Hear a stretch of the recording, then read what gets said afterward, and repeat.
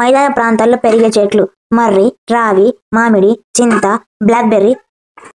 పర్వత ప్రాంతాల్లో పెరిగే చెట్లు పైన్, ఓక్. బ్రహ్మజముడు మొక్కలు ఎడారిలో పెరుగుతాయి. బ్రహ్మజముడు, నాగజముడు వంటి మొక్కలు ఎక్కువగా ఎడారి ప్రాంతాల్లో పెరుగుతాయి. ఎడారి మొక్కలు వాటి దళసరి కాండాలలో నీటిని నిల్వ చేసుకొని ఉపయోగించుకుంటాయి. డక్వీడు, గుర్రపు డక్క వంటి మొక్కలు నీటిపై తేలే మొక్కలు. కలువ, తామర మొక్కల వేర్లు చెరువు, సరస్సుల అడుగు భాగంలో పాతుకొని ఉంటాయి. హైడ్రిల్లా, టేప్ గ్రాస్ వంటి మొక్కలు నీటి లోపల పెరుగుతాయి. మడ చెట్లు బురద లేదా చిత్తడి నీళ్ళలో పెరుగుతాయి. తల్లివేరు, గుబురు వేరు నీటి మొక్కల వేర్లు. వేర్లను మనము ఆహారంగా ఏవేవి తీసుకుంటామంటే క్యారెట్, బీట్రూట్, ముల్లంగి. మట్టి వేర్లను వేసవి కాలంలో చల్లదనం కోసం ఉపయోగించే కూల్ మ్యాట్లలోను దుస్తులలోను ఉంచి అల్మార్లో మంచి సువాసన కోసం ఉపయోగిస్తారు. నిమ్మగడ్డ వేర్లను సువాసన తైలాల్లో దోమలను తరిమే పదార్థాలలో ఉపయోగిస్తారు. పువ్వులను ఆహారంగా తీసుకుంటాం ఏమంటే క్యాలీఫ్లవర్. నిమ్మ, ఉసిరి వంటి ఫలాలు ఔషధ విలువలు కలిగి ఉంటాయి. కుక్కుడుకాయ, చీకాకాయ వంటి ఫలాలను వెంట్రుకలు శుభ్రం చేసుకోవడానికి ఉపయోగిస్తారు.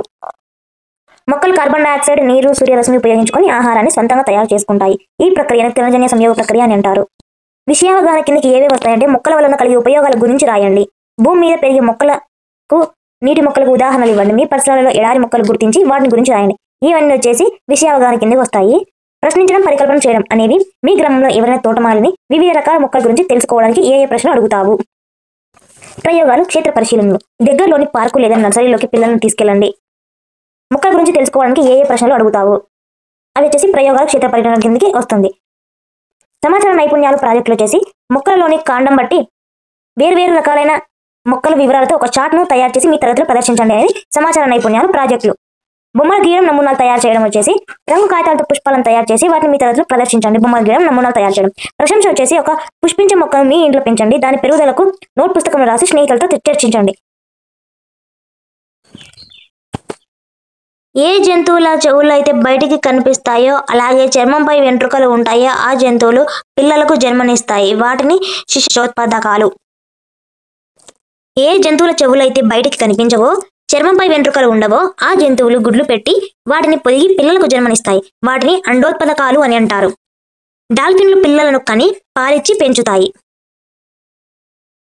శాకాహారులు మొక్కల నుంచి లభించే ఆహార పదార్థాలను తీసుకుంటాయి. వీటికి కొరికే దంతాలు, బలమైన నమిలే దంతాలు ఉంటాయి. ఎగ్జాంపుల్స్ వచ్చి గేదె, మేక, జింక, గుర్రం శాకాహారులకు ఉదాహరణలు.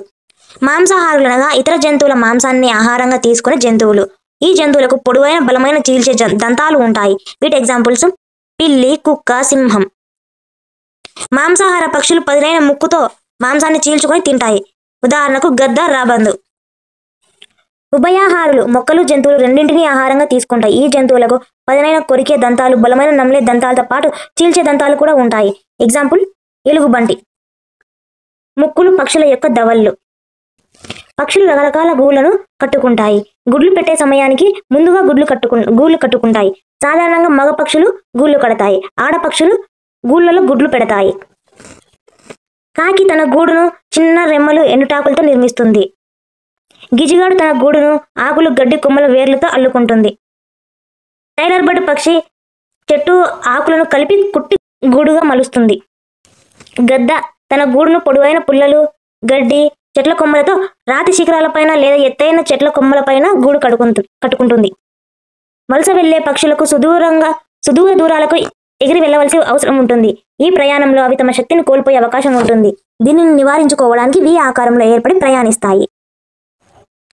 అంధులు ఉపయోగించే లిపిని బ్రెయిలీ లిపి అంటారు. కంటి చూపు లేని వారిని అంధులు అంటారు. అయితే వారు ప్రత్యేకమైన కర్ర సహాయంతో నడవగలరు. ప్రత్యేకమైన బ్రెయిలీ లిపితో చదవగలరు. లూయిస్ బ్రెయిలీ అంధుల కోసం ప్రత్యేకమైన ఈ లిపిని కనుగొన్నారు. స్పర్శ ద్వారా వారు ఈ లిపిని చదవగలుగుతారు. లూయిస్ బ్రెయిలీలో గల అక్షరాలు. ఈగలు ఇతర కీటకాల వలె కాక 5 కళ్ళను కలిగి ఉంటాయి. గద్ద, రాబందు, డేగ వంటి పక్షులు మంచి కనుదృష్టిని కలిగి ఉంటాయి. గుడ్లగూబ చీకట్లో కూడా చూడగలుగుతుంది. ఈగనిచ్చి ఈగ బొమ్మ ఇవ్వలేదని చూస్తున్నారా? ఇంగ్లీష్లో చూడండి. Bees have 5 eyes. Typical from other insects.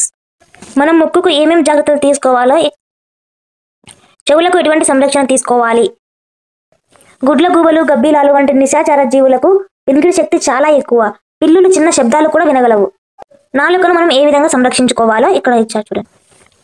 కప్పలు, బల్లులు, ఊసరవెల్లులు ఆహారాన్ని పట్టుకోవడానికి నాలుకను ఉపయోగిస్తాయి. జిరాఫీలో పొడవైన నాలుక ఉంటుంది. పాములు నాలుక ద్వారా వాసనను పసిగడతాయి. మనం చర్మాన్ని ఎలా సంరక్షించుకోవాలి? పాము తన చర్మంతో దూరంగా ఉన్న శత్రువుల్ని పసిగట్టగలదు. సుధా చంద్రన్ ఒక నర్తకి. ఆమె ప్రమాదంలో కాలిపోయింది. కృత్రిమ కాలు సహాయంతో నాట్యం చేయడం ప్రారంభించి తన కఠోర శ్రమ నాట్యం పట్ల అంకిత భావంతో ఈమె విజయాన్ని సాధించారు. రవీంద్ర జైన్ పుట్టుకతోనే ఒక అంధుడు.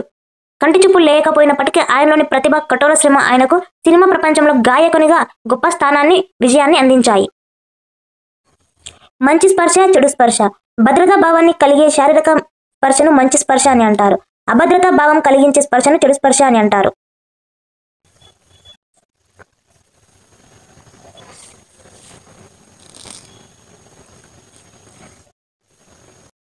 కొన్ని కూరగాయలు, మాంసం, చేపలను అధిక చల్లదనం కలిగిన ఉన్న పెట్టెలలో ఉంచి నిల్వ ఉంచుతారు. ఈ పద్ధతిని ఫ్రీజింగ్ అని అంటారు.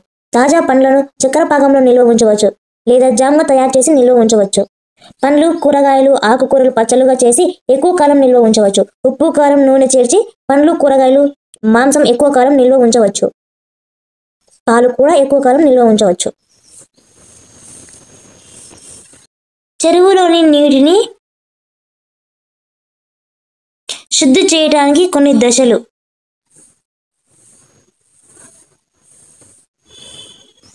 సాధారణంగా కొలను, చెరువులలో, నదులలో, సముద్రంలోకి నీరు గాలిలోకి బాష్పీభవనం చెందుతుంది. అవి ఘనీభవనం చెంది మేఘాలుగా మారతాయి. మేఘాలు చలిగాలి వల్ల చల్లబడి చిన్న బిందువులుగా మారతాయి. దీనినే ఘనీభవనం అని అంటారు. నీటి చుక్కలు మేఘాల నుండి కిందికి రావడాన్ని వర్షం అని అంటారు. నీరు భూమి ఉపరితలం నుండి బాష్పీభవనం చెంది మేఘాలుగా ఏర్పడతాయి. మేఘాలు చల్లబడి భూమిపై వర్ష రూపంలో చేరుతాయి. ఈ నిరంతర ప్రక్రియనే నీటి చక్రం లేదా జలచక్రం అని అంటారు.